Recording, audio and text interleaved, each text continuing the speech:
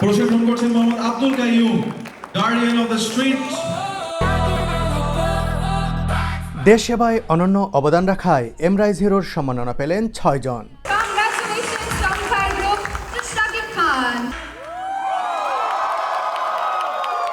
গত বৃহস্পতিবার রাজধানীর হোটেল ইন্টারকন্টিনেন্টালে আয়োজিত এমরাইজ গালা নাইটে বিজয়ীদের হাতে সম্মাননা ক্রেস্ট তুলে দেন চিত্রনায়ক শাকিব খান।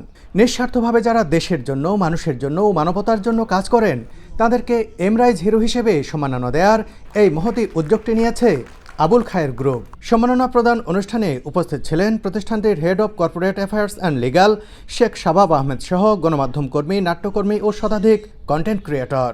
এই অনুষ্ঠানে যোগ দিয়ে বিশাল আয়োজন দেখে আমি হতবাকই হয়েছি। আমার দেশ আমার গর্ব, এই দেশ আমরা গর্ব।